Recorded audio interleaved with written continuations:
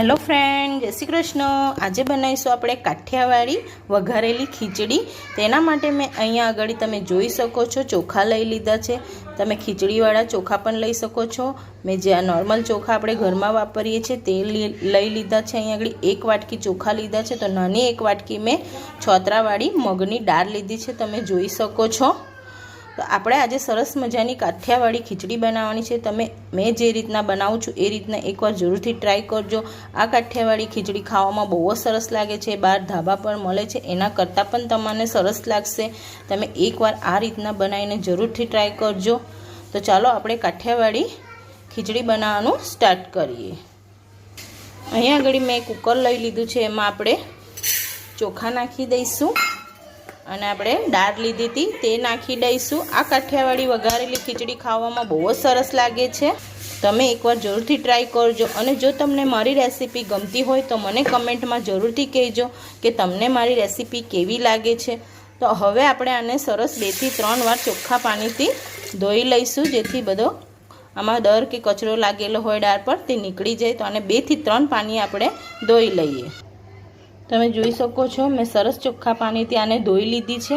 અને આપણે જે રેગ્યુલર ખીચડી બનાવીએ એના કરતાં મેં આમાં 2 ગણું વધારે પાણી નાખ્યું છે, કેમ કે આજે આપણે કાઠિયાવાડી વઘારેલી ખીચડી બનાવવાની છે। તે ખીચડી એકદમ ઢીલી આવે છે, એટલે હું અહીંયા આગળ વધારે પાણી નાખ્યું છે। હવે નાખી દઈશું આપણે હળદર અને સ્વાદ પ્રમાણે મીઠું નાખી દઈશું અને હવે આપણે આને ઢાંકીને સરસ આપણે મિક્સ કરી લઈએ અને આને આપણે ઢાંકીને 2 થી 3 સીટી વગાડી લઈએ। આની આપણે 3 સીટી વગાડવાની છે। આની આપણે 3 સીટી ઢાંકીને વગાડી લઈએ। તમે જોઈ શકો છો મેં ગેસ ચાલુ કરી દીધો છે ને આપણે આને ઢાંકીને 3 સીટી વગાડી લઈએ। મેં ગેસને ફાસ્ટ જ રાખ્યો છે, ફાસ્ટ ગેસ પર આપણે 3 સીટી વગાડી લઈએ। 3 સીટી આપણે થઈ ગઈ છે, આપણે ગેસને બંધ કરી દઈશું અને આપણે આના મસાલા તૈયાર કરી દઈએ। કાઠિયાવાડી ખીચડી વઘારવા માટે તમે જોઈ શકો છો અહીંયા આગળ એક મોટી સાઈઝની ડુંગળી લીધી છે, મેં એને ઝીણી સમારી લીધી છે। અહીંયા આગળ 2 મીડિયમ સાઈઝના ટામેટા લીધા છે, એને પણ મેં ઝીણા સમારી લીધા છે। અને વઘાર માટે મેં અહીંયા આગળ મીઠી લીમડીના પાન, લીલા મરચાં 2 નંગ લીધા છે, એને પણ મેં ઝીણા સમારી લીધા છે। 2 લાલ मरचा लीधा है, तमे जोई सको छो। अने 1 तेज पत्ता लीधो छे अने 1 चमची में अहीं आगळ अधकचरू वाटेलू लसण लीधुं छे। तमे चाहो तो आमां पेस्ट पण लई सको छो। तो आपणे आने वघारवानुं स्टार्ट करीए। तमे जोई सको छो मैं कढ़ाई मूकी छे ने आमां 3 चमची मोटी 3 चमची में तेल नाखी दीधुं छे। हवे वघार माटे आपणे नाखीशुं अर्धी चमची राई अने अर्धी चमची जीरुं नाखी दईशुं। અને અહીંયા આગળ મેં મીઠી લીમડીના પાન, લીલા મરચાં, લાલ મરચાં અને 1 તેજ પત્તો લીધો છે, એ પણ નાખી દઈશું।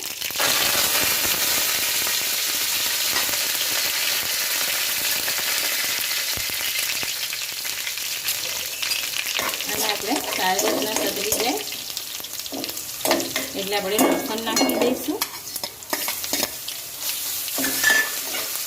લસણને પણ સારી રીતના શેકી લઈએ। जो तमे लसन ना खाता हो तो तमे स्कीप करी सको छो। हवे नाखी दईशुं आपणे डूंगળી, एने पण आपणे सारी रीतना ब्राउन थता लगे शेकी लईए।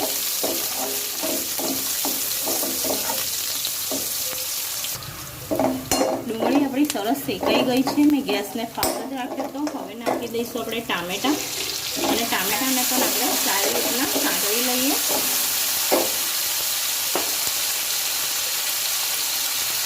थोड़ू मीठू नाखीशुं, पहला पण मीठू नाख्युं एटले आपणे मीठू आपणे थोड़ुंक नाखीशुं। अत्यारे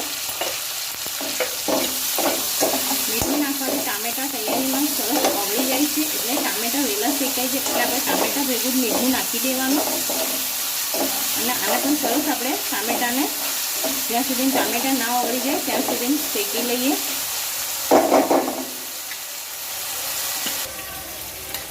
આપણે જોઈ લઈએ આપણી ખીચડી सरस थई के नहीं।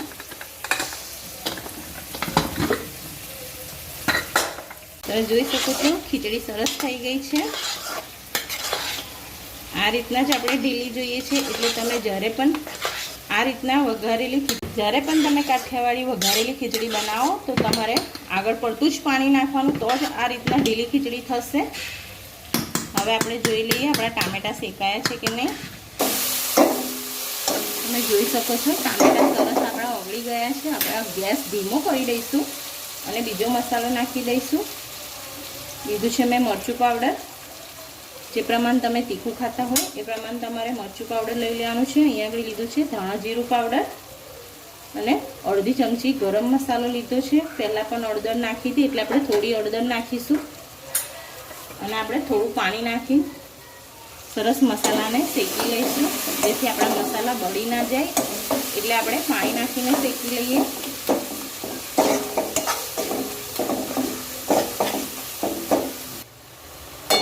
તમે જોઈ શકો છો મસાલા સરસ આપણા શેકાઈ ગયા છે. મસાલામાંથી તેલ છૂટું પડે છે. હવે આપણે બાફી મૂકેલી ખીચડી નાખી દઈશું આમાં.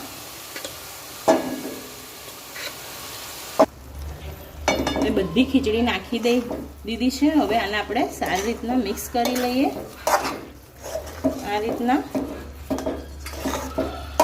અહીંયા આગળ મેં 1 લીંબુનો રસ લીધો છે ખટાશ માટે. તમે જરૂરથી નાખજો. જો લીંબુ ના હોય તો તમે આમચૂર પાવડર પણ નાખી શકો છો. હવે આને સરસ આપણે મિક્સ કરી લઈએ. આપણે ખીચડી બનાવી હતી એ જ કુકરમાં મેં 1 ગ્લાસ પાણી નાખ્યું છે અને આપણે પાણી પણ નાખી દઈશું આમાં. તો સરસ આપણી ખીચડી